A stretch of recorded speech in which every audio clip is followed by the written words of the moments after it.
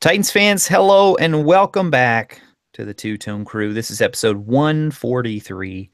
I'm John Boy, and we are the official podcast of TitansReport.com. And this is your weekly podcast breaking down the latest Titans game and previewing the upcoming game. Joining me tonight, even though it's been a difficult week, joining me tonight, Jamal. Welcome back. Thanks, John. I have to admit, you sound very low key, like you're trying to make sure Right. that you Get that energy. But it's not real. And we'll figure it out as we go. It does suck. And Scotty's back with us once again as well. Welcome back, Scotty. What's up? Yeah, this is one of those times when I said it's a good thing we didn't record Sunday night. Ideally, we'd like to record Sunday nights just because of, that immediate nature. But this is one of those weeks where I'm really glad we didn't, because you think I sound pretty upset now. That evening would have been even worse. So, yeah, I mean, let's just get right into it, guys. Obviously, a complete just collapse, a complete debacle by the Titans. I don't even want to mention the final score.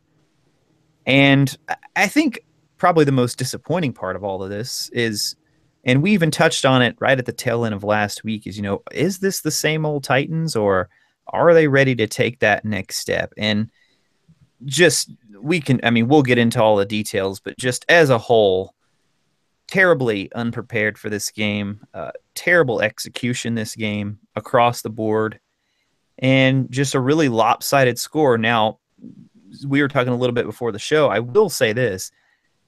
I don't think it was quite as bad as the score indicates. I mean, especially considering that Mariota went out, and then you've got Castle with, what did he have, 3 turnovers? Well, can we talk about Castle? Just should we start there? Let's get this out of the way. Let's start there. Let's do that. He sucks. He's terrible. And, the reason that you keep a guy who's a vet, as you say, he can, be a steady hand, and he hopefully won't make a lot of mistakes. And if Mariota misses any time, he's just good enough that, he'll probably scrape you by. No, this guy sucks. He's worse than Schaub at the end of Schaub's career when he was just throwing pick sixes all the time. He is terrible. Yeah, it's bad. I do think he sucks, but I mean, come on, they're down like 30 points when he came in or whatever, and he didn't practice. No. You can't make excuses. I said he sucks. But if he plays against Miami, they're going to have a way different game plan and stuff, and which granted, will have to have the least amount to do with him as possible. But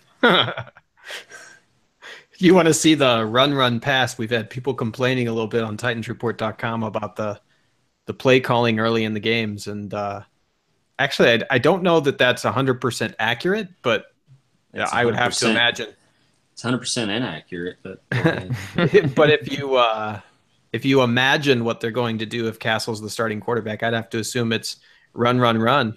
There's why pass. And here's the thing. Everybody always says, well, who's the better backup? I don't know. I mean, I'm not evaluating every team's backup. But what I will say is look at the Titans' backups in recent years. I mean, we've had, as bad as the quarterback situation's been, we've had guys like Matt Hasselbeck was backup for a while. We had Kerry Collins backup for a while, and they both started for a while too. And then, back in the good old days, as we would say, you had McNair and O'Donnell. I mean, O'Donnell was arguably the best backup in the league. I don't know if there's any backup like that, but I mean, those guys, you could expect them, like you were saying, Jamal, to come in and at least be a steady hand to just that veteran presence who's not going to get you beat, but it's not going to wow you either. Down 30 points or whatever, Castle, there was no steady hand. I mean, I guess he came in, it was 30-14. So the game wasn't, or no, I guess because Texans scored on their first drive, so it was 37-14, I guess, when he actually came in there. But yeah, I mean, it was bad, and I do agree with Scotty too, though. If he plays this week, I think it's going to be obviously having that week of preparation and knowing he's going to play, even though they always say they prepare to play. I mean, I think that's probably impossible to actually do when you're a backup, but knowing that has a high chance of playing, it will be different. And man, I mean, but it was bad. There's no denying it. What was arguably worse than Castle may have been the defense in this game. And this game really, I mean, it just got off to the wrong foot on the get-go. The offense, especially the offense with Mariota, they had the 2 turnovers, which, I mean, especially the first one, really kind of put them under the gun early. Texans got that score. Then we go 3 and out. It was 3 straight runs. Texans come back down. All of a sudden, it's 14-zip. And, I mean, Mariota only finished 6 of 10. And 2 of those incompletions, of course, were interceptions. One, definitely a bad decision, bad throw by him. The other one, a little bit iffy. But, I mean, he was settling in, clearly, and he was starting to get in a groove. I think he was like 5 of 5 I've seen before he threw that last interception. They were on the move. He was really the only thing keeping him in the game. He was using his legs, which, of course, led to the injury, but got 2 touchdowns on the ground. So the offense, I mean, once they got that first turnover out of the way, didn't look bad. It was just the defense had dug such a hole and literally could not stop the Texans at all. I mean, they were doing whatever they wanted on the field. And as we were talking about before, Scotty, made Deshaun Watson look like the next Tom Brady with the way they let him play. They had a few chances early, like on the second drive. I think it was Jayon Brown had him for a huge loss. Yeah. And let him throw the ball away. They had several plays like that in the first couple of drives where they could have got him off the field. But yeah, every time they had a chance like that, they blew it. On third down, wide receivers were wide open. I mean, yeah, I can't. Leaking out of the backfield were wide open multiple times throughout the game. You could tell that they had schemed against the Titans' man coverage. They did a lot of misdirection stuff and then went across because they knew those running backs would not be covered. They could leak out. I guarantee you they knew that.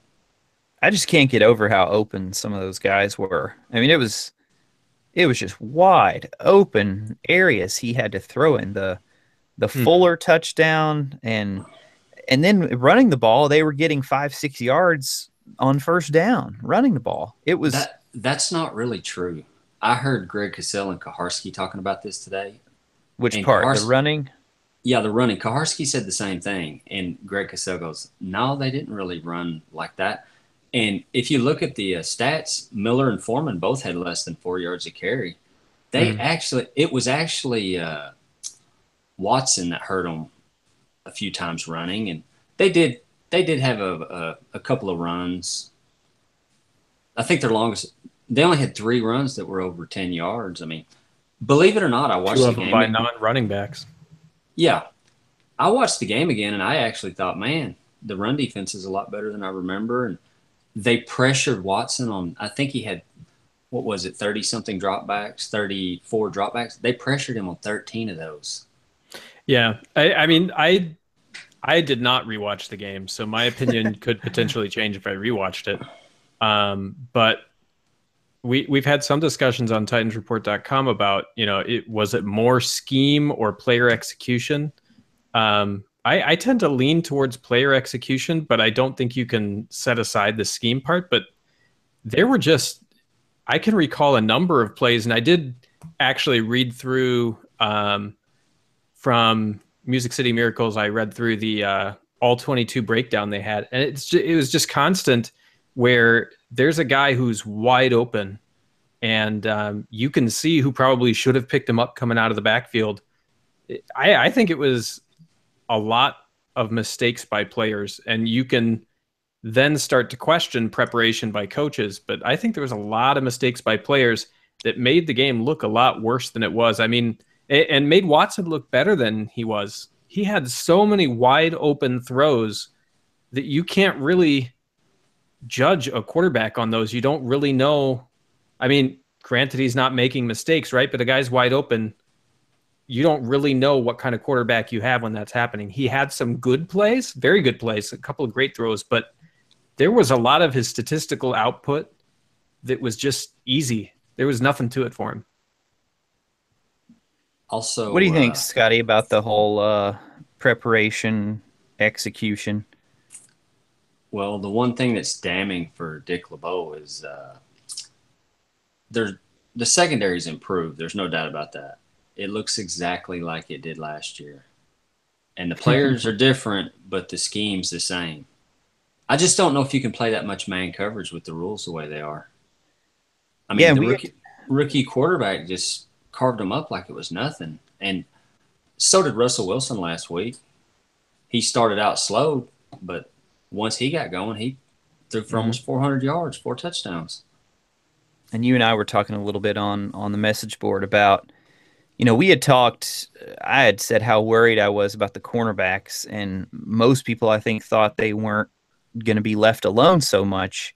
But this game, they were left alone a lot, especially young guys like Adoree. He was terrible. He was absolutely it was the Bears game in preseason or worse. Yeah, it was bad. Specifically, he gave up 2 touchdowns. He had a pass interference in the end zone that put him on the 1-yard line. And on the Texans' 4th drive, he had Fuller wide open over Adoree Jackson for a touchdown, and Watson just missed him. And he probably gave up at least 3 or 4 third down conversions. This is why I wasn't sure that he would even start out in the nickel. And when I read something about there could be changes in the secondary, I actually think if there is a change in the secondary, it would probably be him. I think they'd rather get McCain or Sims, and those guys suck though too. Well, they tried McCain on Hopkins this game. I know a few people have called that out. I'm not sure they suck as bad as Adoree Jackson did in this game.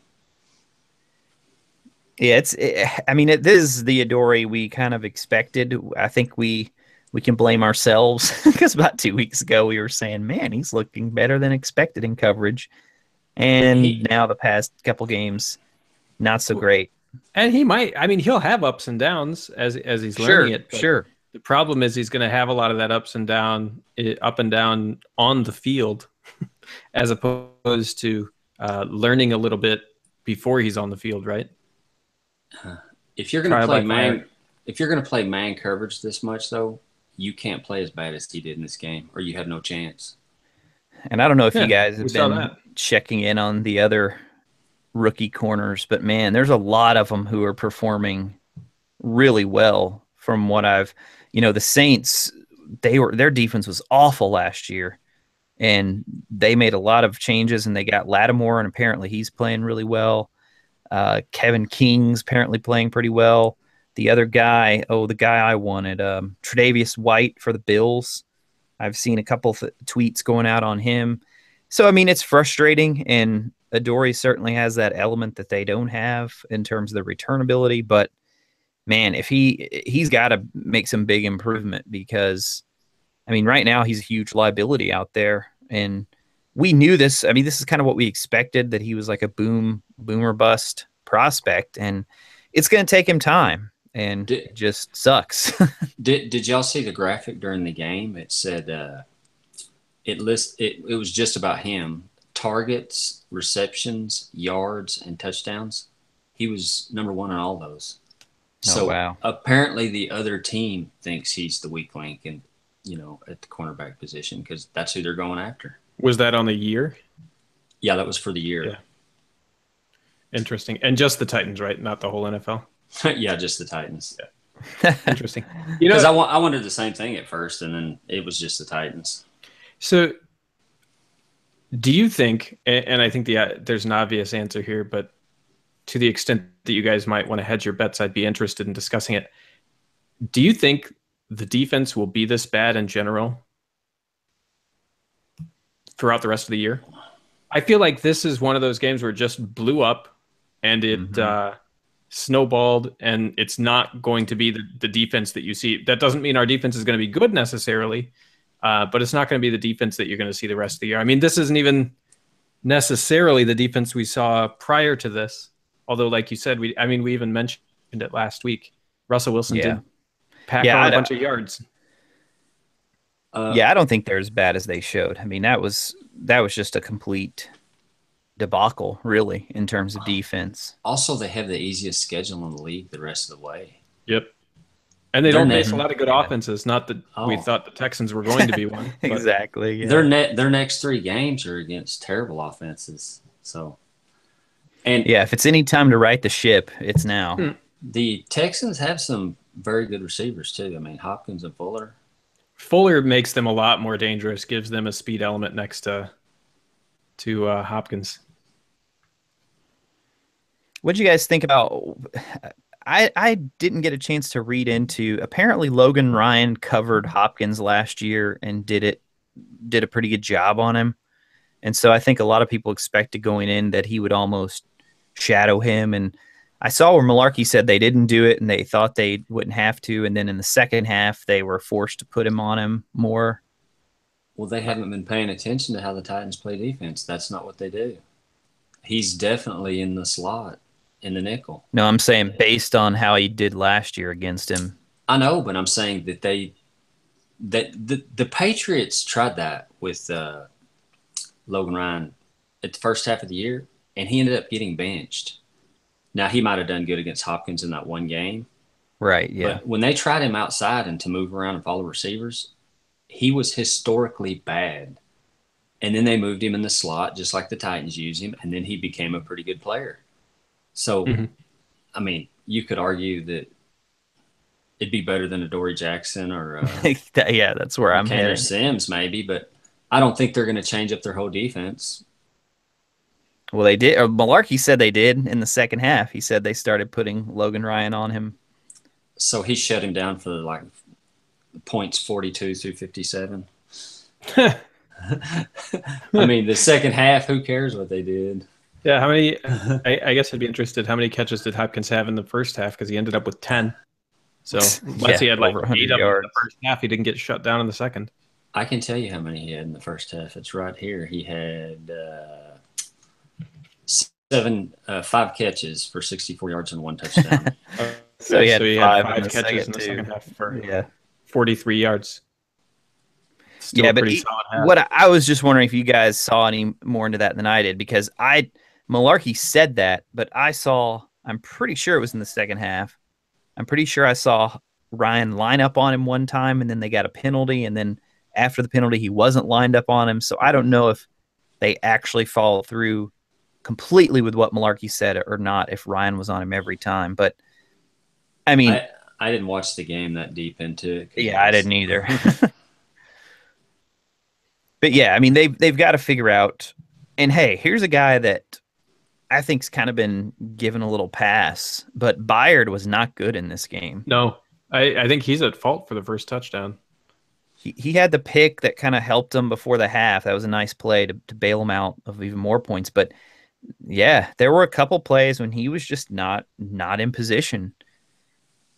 And I don't think anyone crowned him too early, but I think maybe we as fans sort of just assumed that was a position that was kind of taken care of, when in reality, this is a second-year guy who was, I mean, not an early round pick. What did we take him, 3rd or 4th round or something?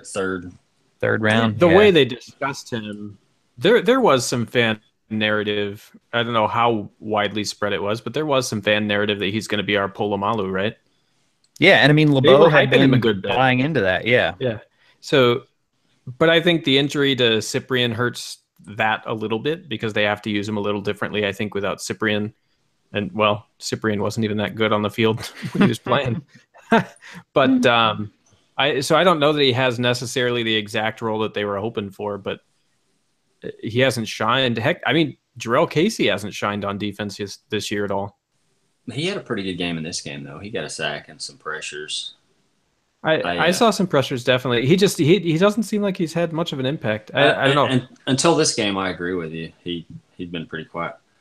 Another thing with Byard and just the pass defense overall, I think I read this on the Music City Miracle, All 22 or somewhere else. Yeah, that was a good article. Watson had 16 play action passes.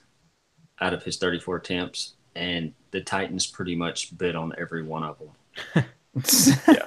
And I'm sure that's why. I think actually the Texans did a lot of what the Titans do with Mariota, the read option stuff and the fake reverses and stuff, and it really looked like they were falling for it and getting out of position. Well, to bring this full circle on the defense, going back to what you started off with, Jamal, I can't disagree with any of the execution at all because it was bad. But I think you could make a solid argument that the preparation was maybe equally bad. And, of course, that's hard to say because we don't actually know what the coaches told them.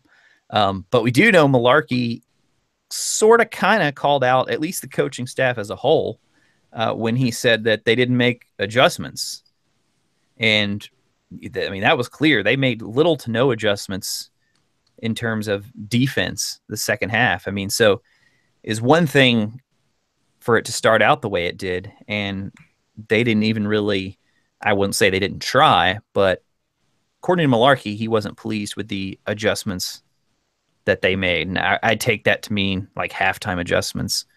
Deep into the third quarter, the cornerbacks were still getting beat for touchdowns and long passes. So they never backed off the man coverage, at least deep into the third quarter, because that's how far I watched it.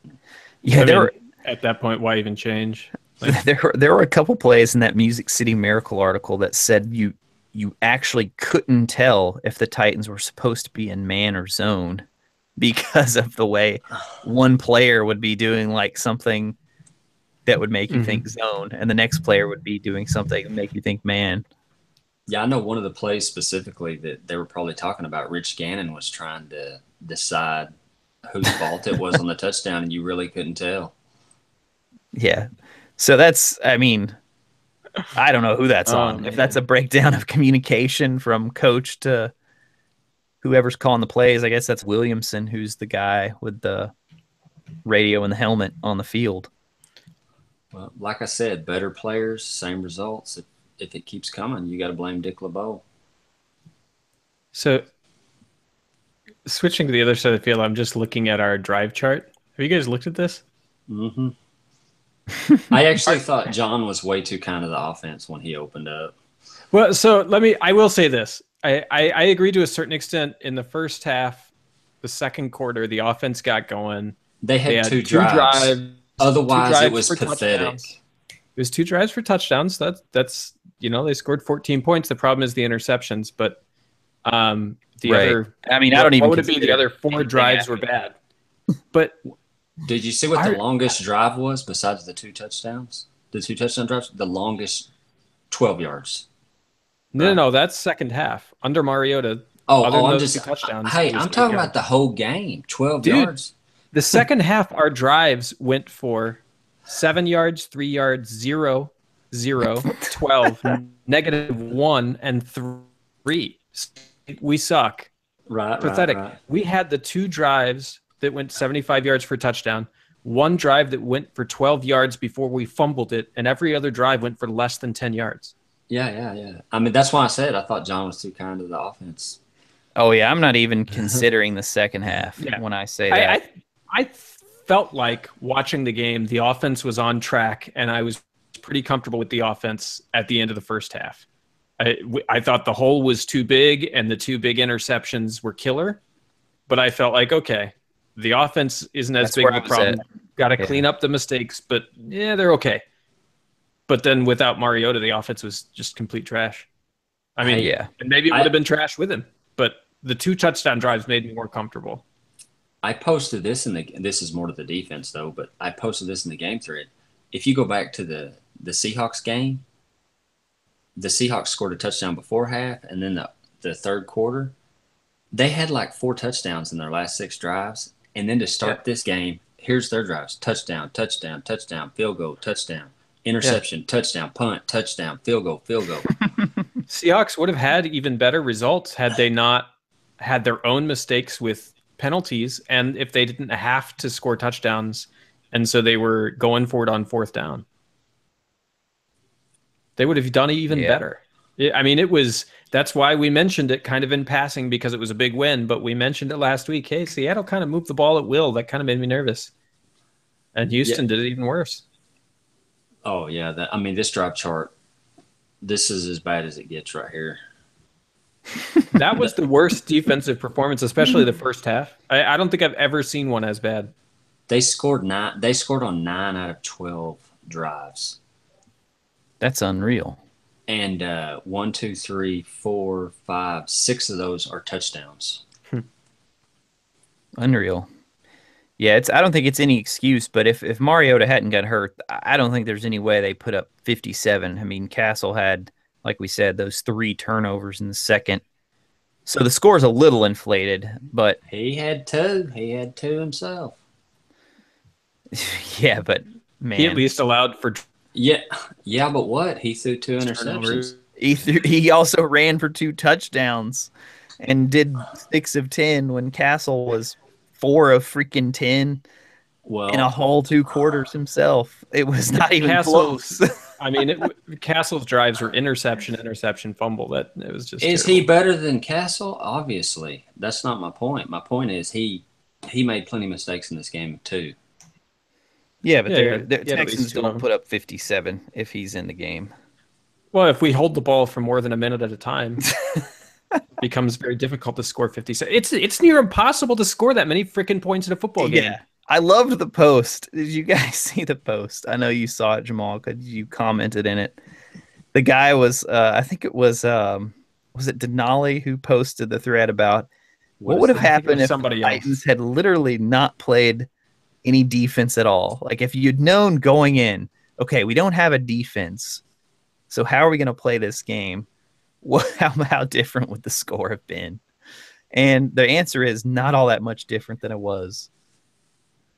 Just unbelievable. Like you said, 57 points in an NFL game.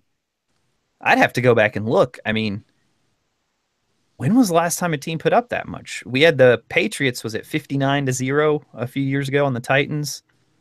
More than a few, but yeah. They had 5 turnovers, right? Total. That game or this game? This game. This game. Yeah, this game we had 5 turnovers. You have to have 5 or 6 turnovers to give up 57 points. Yeah. And then maybe the worst thing to come out of this game, a loss would be one thing, a collapse would be one thing, especially in week 4. I mean, teams get blown out all the time and have big time turnarounds. But maybe the worst thing to come out of this game, of course, was the injury to Mariota, the hamstring issue. And it was one of those weird things where you didn't actually see it happen on the field. He came out through the interception, the second one. Apparently, he had already strained it at that point, and that affected the throw. And then he actually came out and took the knee before the half. And somebody said he came back out after halftime and then went back in. I don't know. I didn't see that. But whatever the case, it was one of those weird situations where he was in and out, and you couldn't really see the play where the injury happened. They've said it was the second touchdown run. But one of those weird injuries, you don't really know how hurt he is. And, of course, Malarkey has now said that he's day-to-day, and he was limited in practice today. He did compare it. I thought the most telling thing he said was that it was more of a DeMarco Murray-type hamstring strain than what Cyprian and Corey Davis are going through, who those guys still aren't practicing. And so who knows if he plays this week? I mean, it's a big question mark. He was, like I said, we're recording this Wednesday night. He was limited today. And I guess we could talk about this game. First of all, what do you guys think about his health? And do you think there's a positive chance that he plays? And then secondly, if he doesn't play, what are our chances to win this game? Because I actually think we have a chance to win this game without him, but I'm still hoping it's minor and that he's able to go out and play. I think there's a good chance he plays. And I think if he doesn't play, it's going to be hard to win the game. What? I really believe that. Wow. I think, back to DeMarco Murray, they do not have the same running game they had last year. He looked okay against the Texans, but another thing, the Texans stacked the box one time against the Titans run game. I think teams are going to figure out, hey, wait a minute, they can't throw the ball to the receivers. They can't run the ball like they used to. It's going to be a lot easier to defend the Titans, I think. They're afraid of Eric Decker. What are you talking about? Yeah, right. And, they're playing these heavy sets and scheming up all this stuff, but teams aren't going to keep falling for that. Teams are smart. And if Mariota can't run the ball, good luck running the ball with just the running backs. Because have, except for the second half of the Seattle game and the Jaguar game, they have not run the ball well. They've done okay here and there, but they can't consistently run the ball like they did last year. So if Mariota doesn't play, I don't know how they're going to move the ball. I mean, this game's kind of hard to judge the running game, don't you think? Just because of how much they got down. Because like Murray, he was averaging over 4.4 yards per carry. Henry didn't do anything this game, and then Mariota had a lot of runs as well. And in the second half, it's like, what are you going to do at that point? Well, the Texans didn't stack the box according to the All-22 breakdown. So 4.4, he had a long run of 9. Yeah, but I mean, like, why would you stack the box when you're up 30 points? Of course they're going to be passing. Well, that's for the whole game, though. That's for the early drives too. What early drives? We got down quick. Yeah. Do you think the Titans are running the ball as good as they did last year? In the second half, sure. I think people forget how good Murray was last year. Only in the first half. Yeah, in the first half, he was explosive. He made yards on. Yeah, exactly. And now he's just okay. Sometimes he's okay. Sometimes he's not okay. And without that running game, if you don't have Davis and a passing game, you are not going to move the ball. Which honestly, in a lot of these games early on, they haven't moved the ball anyway. Yeah, the starts are really bad. It bit them this game for sure. It's pretty amazing they were the 5th best offense going into this game, really, as limited as they are. They have just schemed up so much stuff. Yeah, and they wore their opponents out because they played a bunch of teams with terrible offenses. That's right. Offenses that couldn't do anything early and allowed us to stick with that run and wear them down. And it was 90-something degrees. It was 90-something degrees against Seattle, and they're not used to it. I mean, I think going forward, if they don't get Davis back or Murray doesn't get a lot better, they're going to have some problems moving the ball. So I'm interested to have a discussion about what that would mean in terms of like season predictions. But I think that there's a chance Mariota plays, yes. And I think that they would be smart not to have him running quite as much if he does play. It's kind of the same thing with Murray, where you just don't want to play around with hamstrings. You can have him play, but he's been running a lot this year, or could have run even more because a lot of those options he's still handing the ball off. If the defense plays it differently, he's supposed to keep that and run with it. So I would hope that they're cautious with him even if he plays, but Miami's terrible right now. Like, why shouldn't we win this game? Because we're terrible too? Let me throw some stats. If the defense can't get on track this game, then we're gonna win it with our defense. Maybe bad news because this Miami offense. Now, keep in mind they've only played 3 games because of the hurricane, so they had the bye week 1. They should have lost their first game too. The rookie kicker missed an easy kick. Field goal. Yep. That was San Diego, right? Yeah, San Diego doing San Diego things. They should be winless. Or I guess LA, aren't they now? Yeah, LA. Yeah, I mean, their offense, at least through 3 games, is absolutely terrible. I mean, it's not even – they scored 0 against the Saints. They scored 6 against the Jets, both losses. And when they beat the Chargers, they had 19 that game. That's bad. So, I mean, you look at all the numbers. Like, if you pull up – I had it pull up earlier, and I guess I clicked away from it. But if you look at the team stats, like their points per game right now is by far the lowest. Their yards per game are terrible. I mean, they are so bad right now. So, I mean, Adam Gase, I saw some things where, in his conference calls and interviews today, basically they're they're saying like no more excuses for the offense, and that so they're right now they're averaging 8.3 points per game. Their total points, and again it's only through 3 games, but their total points 25. Yards per game, they're averaging 249. The next closest team is Indy with 265 yards per game. Their yards per play, 4.2, also lowest in the NFL. I mean, it's unbelievable. Their third down percentage is 21%. And next is Cleveland at 28%. I mean, they're terrible so far. They've played New Orleans, who I've only watched them week 1, but their defense was completely terrible, so somehow they turned that around. Or Miami's Jets terrible. are solid, at least up front. The Jets have a good defense. Jets and then San Diego Chargers, yeah. I think the Jets defense has actually not been that good this year, though. So, I mean, the Dolphins are probably the perfect team to play with the problems the Titans have in this game. So, but I was just shocked because, I mean, I knew, like, you just look at them and it's like, okay, Jay Cutler, he is what he is. But then they've got guys like Ajayi, they've got Landry, they've got Kenny Stills. I mean, so Parker. They have some weapons. Yeah, Parker. They have some weapons on offense. So I did not expect him to be that low. I mean, it's like every stat you look at, it's just like staggeringly low compared to the other teams. Like, I think their offensive line's been pretty bad this year too. Yeah. I've seen reference to what's his name being just terrible. Tunsil. Yeah, Tunsil is not. Yeah, I mean, the idea of having him at left tackle and moving Taylor Lewan to right tackle, what a joke. he can't carry Taylor Lewan's jock. Yeah. Funny how times change. Yep.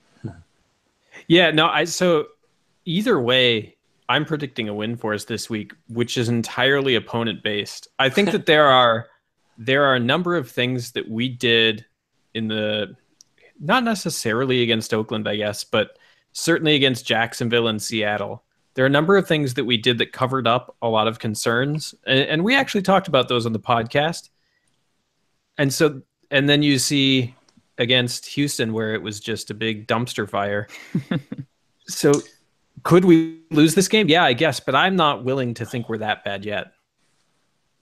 I agree with all that. The problem I have is what we were talking about is they were scheming a lot of this stuff. And to me, the longer you go during the season doing that kind of stuff, teams are smart. They're going to figure it out. And you're going to have to get by on, just execution, standard type plays and standard passing game and stuff. Yeah. I mean, a lot of the stuff with options is it comes down to discipline. I mean, you even saw on I think it was one of the touchdowns where, Williamson, I think it was covered in that all 22, where he hesitated for just a minute, even though there was somebody else, was it Arakpo, who was covering the quarterback. He hesitated for just a minute, and then he could no longer get outside enough. With these options, people can stop us. It just takes a lot of discipline.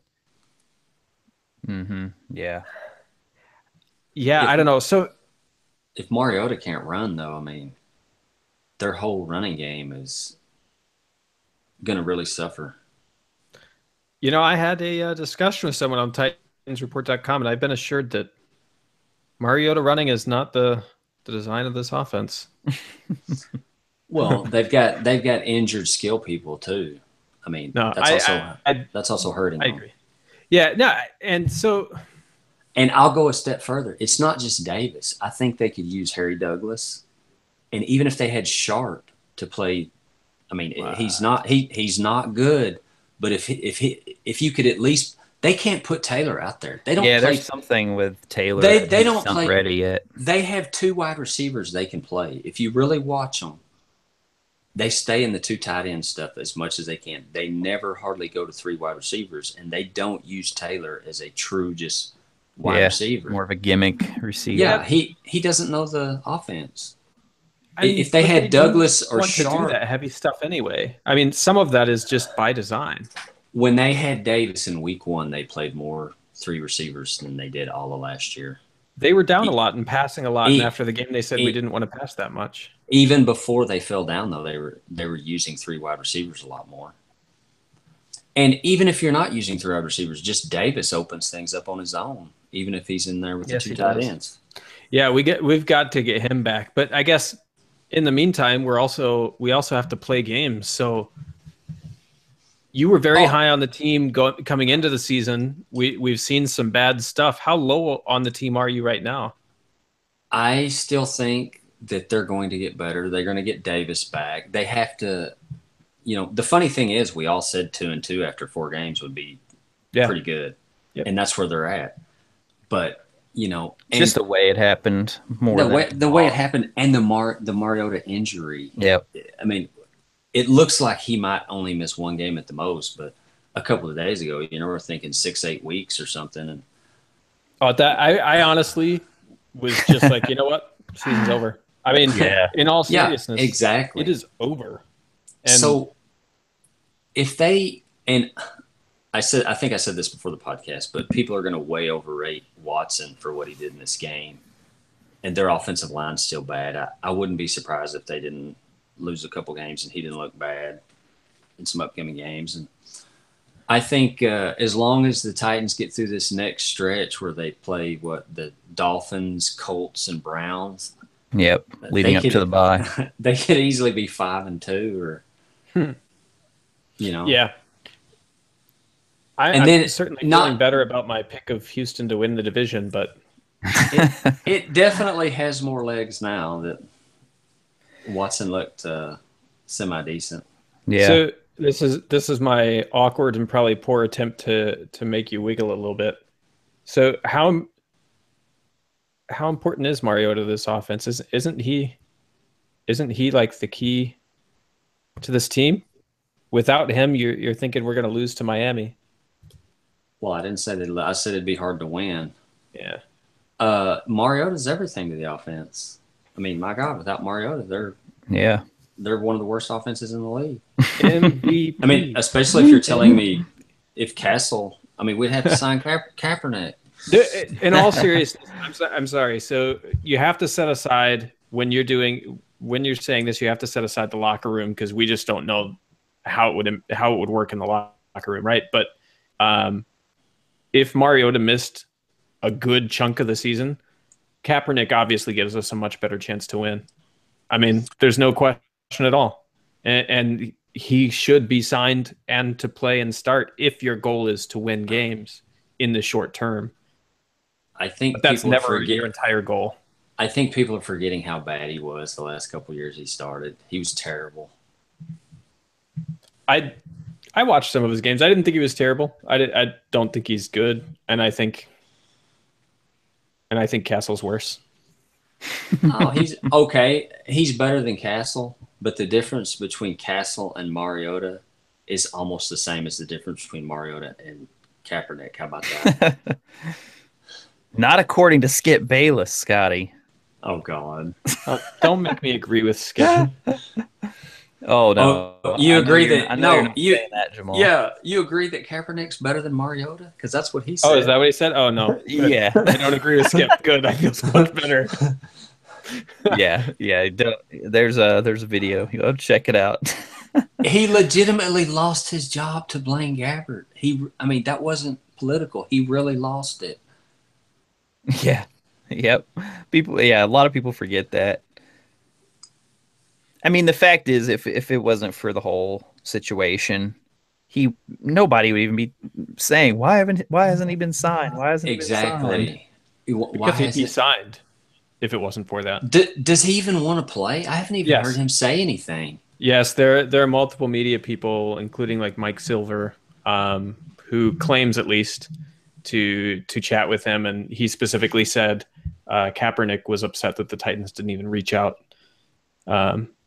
He wants to play. I don't know what his contract demands would be, but every time that gets brought up to Mike Silver, he says teams don't even get to that point, so you don't know. So anyone saying he demands starter money or whatever, you don't know because teams never even get to that point with him. After the protest stuff last week, there's no way anyone signed him. Whatever impact that did have before the Trump stuff, there's no way anyone's signing him now. He's done. There was no way before. I mean, you can call it blackballed, or you can just say teams don't want the distraction. You can call it whatever you want, but it's not his play on the field that is the reason that he's not signed. He may not be a great quarterback, but he is NFL caliber, better than many people on teams right now. Before it was, he's not good enough to ignore the distraction. That's where you can get to. Now, it doesn't even matter how good he is. He's not getting signed. But should it even be a distraction that he was taking a knee? No. Well, it doesn't matter if it should be. It is. Pretty much. It becomes a self-proving prophecy, right? So if I'm going to call it a distraction that you're doing something and then I'm going to blame the distraction, then it's the same as being blackballed. I can agree with that perspective a good bit, but it's irrelevant. The Titans, I honestly think this was from the offseason, I think. Maybe during camp. But Tom Gower tweeted it out, and I thought that made a lot of sense, where there were quotes from an anonymous AFC GM, and they certainly sounded like John Robinson. And it was basically saying, like, you don't want that in the locker room, the distraction and a me-first guy or something along those lines. There were just a couple of different aspects of the quotes where I was like, yep, I wouldn't be surprised at all if that was John Robinson. And I think the Titans are less likely than the vast majority of teams to even consider the guy. Oh, heck yeah. I think they're like maybe the last team that would sign him. Or maybe Miami because of the Castro stuff. But at the same time, it's kind of like this is an unfair comparison to Kaepernick, but it's kind of like when a child molester gets released from jail and everybody says, well, yeah, he should be released and housed somewhere, but not in my neighborhood. You know? There's a lot of people who would say, yeah, Kaepernick should be on a team, but, he doesn't really fit my team. Right. The problem is I hear a lot of non-sports media people talking, and they're like talking Super Bowl quarterback banned from league. And well, that's not the reality. He pretty much had almost played himself out off of a roster anyway. I work with the public a lot in my line of work, and 99% of the time when people start going off on these things, you just have to smile and nod, right? But this one time there was a guy in there who was talking about, he was saying he's a top 10 quarterback in this league and nobody's signing him. And I had to say, okay, stop right there. Not a top 10 quarterback in the league, maybe top 10 backup, not a top 10 starter. But yeah, it's funny, all the stuff that starts getting said out there. So you look around the league, and there are just trash guys starting at quarterback, like complete trash. Would Castle, if he starts this week, be the worst starter in the NFL for that week? Let's see. Is there anyone who you think is worse than Castle? Castle. I almost called him Castleback. Well, I mean, trying to think of any other backups that are in there. I mean, Brissett's actually looked decent for the Colts.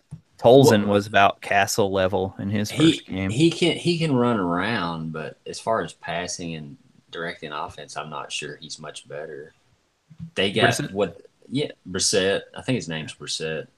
They got what they get beat like about 44-13 or 17 or something. I mean, yeah, they played a good half and then just got rolled on. It was close for a while. Yeah, and the Seahawks' first touchdown came from a pick six from him. But, I mean, he's in the bottom 5, if you want to say that, without even thinking about it. Probably the bottom 3. Yeah, so I mean, the only guys that would even be in there would be Brissett, and then Hoyer's better than him. For the Vikings, Keenum's even looked better. He's looked decent. Heck yeah. And that's true. I mean, all the other ones are. I don't know that there's any other quarterbacks. Now, if other teams lost their starter like we did, then you're going to have guys that are just as bad or worse than Castle. EJ Manuel, he's probably going to be playing this week. He's better, slightly. Oh, I don't know, man. That's close. All right, but yeah, so I think we're all in agreement. Even if Mariota can't run, I think he's better option than Castle in this game. How about, wait a minute, what about Flacco? and Eli, are they better than Castle? I mean, for one game, I'd take them, but I would too. Yeah. I'm kidding, just barely. no, I remember when Joe Flacco was supposed to be the best quarterback in the NFL. You don't Is Joe Flacco elite? you don't remember that, but you remember when he came off like an unbelievable Super Bowl run. Yeah, no, And he played well. Yeah, I mean, give him credit. He played well in there a nice there stretch. there are lots of quarterbacks who are not great but good enough to get hot for a couple of games, and he did, and it led to a Super Bowl and a huge contract. Well, that's clearly what happened. It was 8 or 10 games, but I mean, he's terrible. I don't know. I didn't think he'd be this bad. You didn't think he'd be this bad either. No, I didn't. Yeah. I didn't think the defense would be this bad. So what the hell do I know? Yeah, so I kind of get the same feeling you guys. If I was a betting man, I would bet on Mariota not playing, but there's something that tells me he's going to play. I mean, the fact that it's Wednesday and he was already limited in practice is a good sign. If they were totally, being totally cautious, he wouldn't even practice at all today. Our bye week's not till like week 8 or something, right? Yeah, 3 more games. Yeah. What about when somebody posted that Mariota practiced today? Weren't you like, hey, this is the Murray thing all over again? What's going on? Well, yeah, but at what first did we decide it was? Abenjami? I don't remember what it was. But, I think he said a Benjamin. No, a Benjamin? I don't remember. I don't remember. Sounds like Jamiroquai. So yeah, he already posted that thing with the conspiracy theory that he's not even actually injured. They just didn't want to risk him in the second half. I think he would have finished the game if it would have been close. I kind of do too. Yeah. I really do. I watched him when I watched the game again. I was watching him again, and I was actually thinking about Benjamin posting that. And I can see someone thinking that because he didn't look hurt. I didn't see when he got hurt. I didn't see him really wincing on the sideline or anything. And then he come out there and took a knee before the half and jogged off the field. I actually thought the first run looked worse than the second one. If you watch that first run, there's like this part where he kind of, he gets by Clowney and then he just really like accelerates and almost jumps a little bit. And that's where I thought he might have done it and then maybe made it worse later on. But yeah, I went back and watched both those runs and I couldn't see anything. But I mean, it's hamstring. It's hard to actually. How about that first run? Because he was injured and everything, it's kind of just forgotten. But that was a pretty awesome run. I mean, that was nice. He split the defense so fast. I mean, it looked like he was running through wide open field. It made Clowney look kind of he was lost a little bit. Jokes that aren't funny. Nah, that was decent. Yeah, so I mean, the fact that he was limited is a good sign. Keep an eye on that the rest of the week. See if he does a little more. If he does a little more, I think they'll definitely take it to game time decision. Just keep the Dolphins guessing. I bet he plays. Yeah, I was gonna say if I was a betting man, I would actually say he plays. You think so? Mm-hmm. Yep. Yeah, I just think the designation, the fact that he came back out after injuring it, whenever he actually did injure it, and then you see him limited in practice. I think there's 3 things right there that just give you the sense that there's a good chance. Yeah. Besides that, all they have to do is spread the field out and let him run the West Coast offense, and they'll put up 30, 40 points anyway. Right? If they had better wide receivers, if they'd gone after and designed the roster to play that, there's a good chance. They loaded up on receivers. Brandon Weeden. It just all fell. We had him hurt and not ready yet. They did get a lot of receivers this year, not that any of them are playing. The Taylor situation's weird because it's like he has those 1 or 2 splash plays a game, but clearly they're just not comfortable with him yet. And he caught the deep for the whole one. offense. He caught the deep one against the Jaguars, but I think that's more of a simple play that he can go out there and run. Yeah. Yeah, the only thing that gives me pause about the Mariota thing, it's like all those things you said, Jamal, and then the next words out of Malarkey's mouth are, "Oh, we're going to be very cautious though." It's like he's like, "Oh, I said too much. I need to back off now." It's But, kind of yeah. like the reverse of when they say, I love you, but, and then they insult you. Yeah.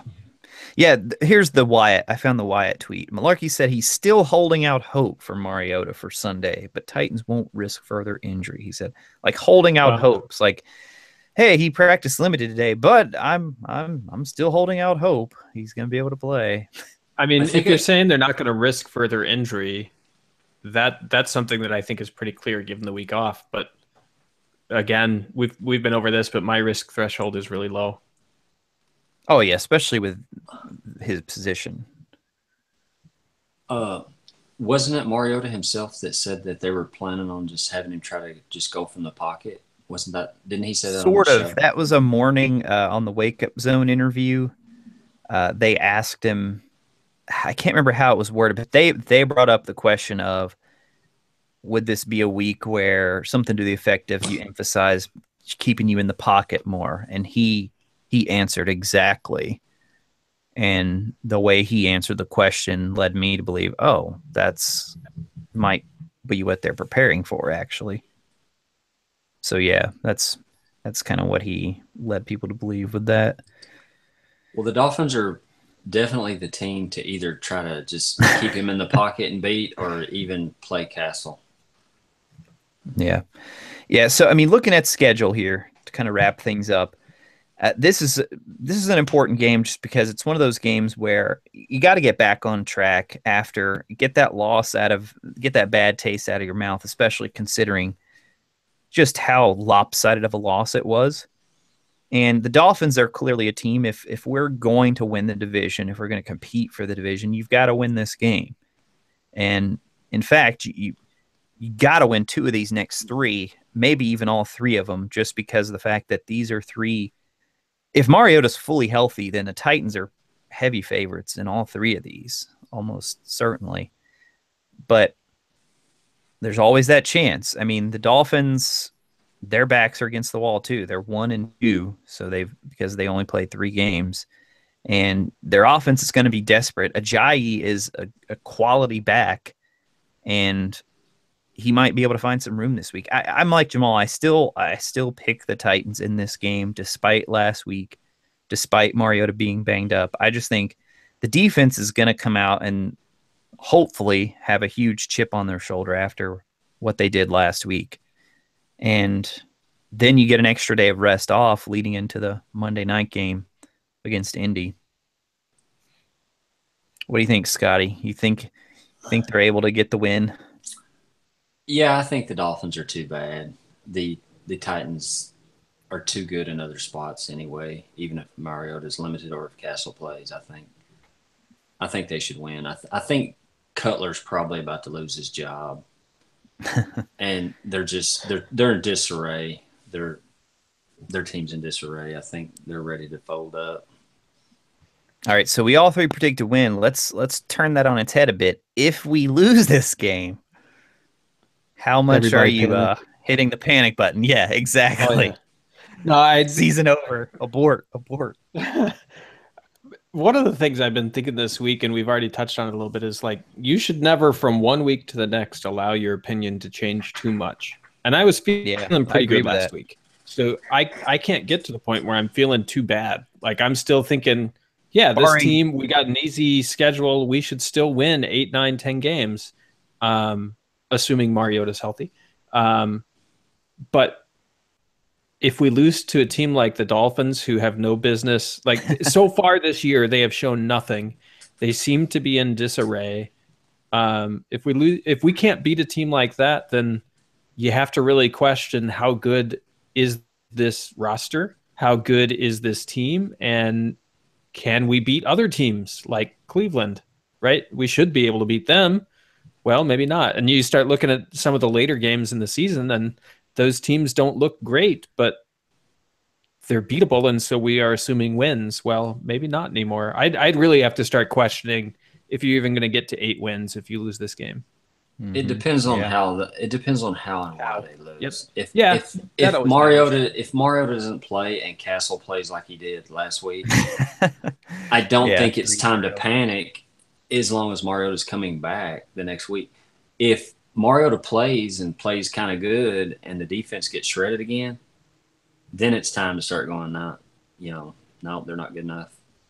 Yeah. If the defense gets shredded in this game after what Miami has done so far this year, that'll be really disappointing. I mean, that'll be like, okay, I understand. So like I said earlier, I watched the Saints in week 1. They were just getting blown off the field by Bradford. Yeah, let me pull them up real quick because I read this week their defense was improved, but I don't know how that if somebody's just basing that off them playing well against the Dolphins.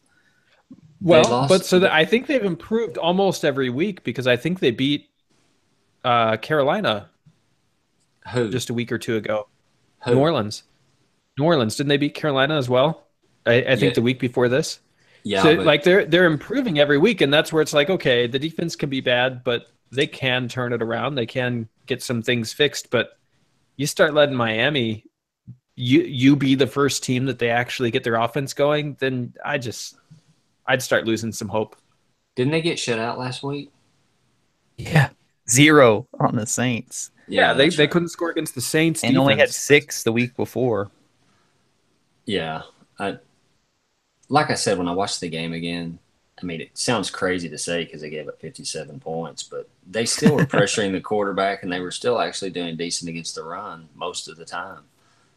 So I think they'll probably shut down the Dolphins pretty good. They're just going to have to – they can't turn the ball over, and they're going to have to generate some offense somehow. Yeah, so the Saints, like you said, Bradford put up 29 on them. The next week, the Patriots put up 36. And then they held the Panthers to 13 and now the Dolphins to 0. So, yeah, it's kind of like you said. They had improvement after the Patriots game. Well, how many years ago was it? You remember when I think it was New England walked all over the Steelers in like the first week? I feel like that was a primetime game. The Steelers just got... It was Thursday night. Picked apart, and it was terrible. And it was like, oh, the Steelers, they're done. Like, you can't win with a defense like that. I think they made the playoffs that year. They turned it around. They figured out how to plug some of the holes, how to hide players, and they started playing better. Like, it can happen. We've got 57 scored on us. Even if that was like a real representation of how bad the defense is generally, it can improve. Just will it? There's no guarantee. Yeah. Hopefully with the young guys. I mean, it's those guys. I mean, we talked about it in the offseason. It's the guys like Byard, the guys like Sims, the guys like Adoree Jackson. They've got to make that next step. We generally know what we have in these veteran players, for better, for worse. We generally know what they are. These young guys have to take that next step. Yeah, it's like you said. I think a lot of it depends on how, if they lose, how it goes down. But really, with their schedule 2 and 3 is far from insurmountable. They could easily still get on a run. Yeah. I mean, we talked about it last week. We went through the offenses. I mean, they just do not face many good offenses left on this schedule. And having said that, if they get blown out by the Texans and lose to the Dolphins, we're panicking. Oh, for sure, yeah, because that means likely means there are major issues that need to be corrected. One game, you say, oh, it's just a bad game. Titans haven't had a bad game yet until that game. I mean, the Raiders' loss was not a bad loss, I don't think, by any means. They played relatively well. Have you seen how the Raiders played against everybody else? What are they, 2-2 now? They've scored 10 points in their last 2 games. I think Amari Cooper is like the most overrated player in the whole league. He has the case of the drops, that's for sure. They compare him to Julio Jones. He's nothing like that. He doesn't produce. I mean, yeah, he's definitely put up stats in his young career, but when I've watched him play, he just doesn't seem to dominate. Like, he doesn't seem like the guy you're truly fearing. Yeah. And then, this year at least, he's had plenty of drops. All right. I think we've actually been going longer than an hour, believe it or not. After this debacle, we managed to talk for longer than an hour. We're trying to convince ourselves we're not terrible. That's why. Keep talking. Maybe we'll get there. No, so this next week, of course, we hope we come back and that we're talking about a win. Game is at the Dolphins, so it's a back-to-back. road trip, finishing up a road trip for the Titans. And then after that, they get that extra day of rest as they prepare for Monday Night Football. So if Mariota misses this week, you got to think, having that extra day will hopefully give him enough time to get ready for Monday Night Football. And hey, maybe they even can get Davis back. Davis didn't practice today. I think we talked about back when Malarkey first said we want to make sure this doesn't linger into November. We all kind of said, well, that could mean they hold him out through the bye, because the bye is week 8, and that's like the last week of October. But maybe they could have Davis back from Monday night. That'd be nice for him to make his return there. The Texans play the Chiefs, and the Jaguars play the Steelers too. It'd be nice if they both lost. Exactly. Yep. Jamal, have you decided who you're going with in the Eliminator Survivor thing yet? No, I haven't even looked. Let me. It's brutal this week. Is it? Okay. Maybe I'll go with the Titans. It's a tough week. Jamal and I are still alive in the Titans Report Survivor pool. If you're not familiar with this is where you have to pick one team each week. You guarantee to win, and once you've used that team, you're done. You can't use them again. If that team loses, then you're out. So Jamal and I both, I think, picked the Seahawks last week. And this week's just a really tough week. I mean, if the Titans had all the bad teams are playing each other. Mm-hmm. Yeah. There are some trash games this week. Oh, my God. Yeah, the Jets are playing the Browns. 49ers are playing the Colts. You have 2 0-4 teams, the Chargers against the Giants. Chargers should win that, though, but they never do. My first thought was the Patriots, but it's that Thursday night game, and Tampa Bay's looked decent. So I stayed away from that one. Right now, I've got the Steelers beating the Jags. And the Steelers are at home, but I don't know, man. Steelers are underachieving too, big time. You look at it. There's not another good one.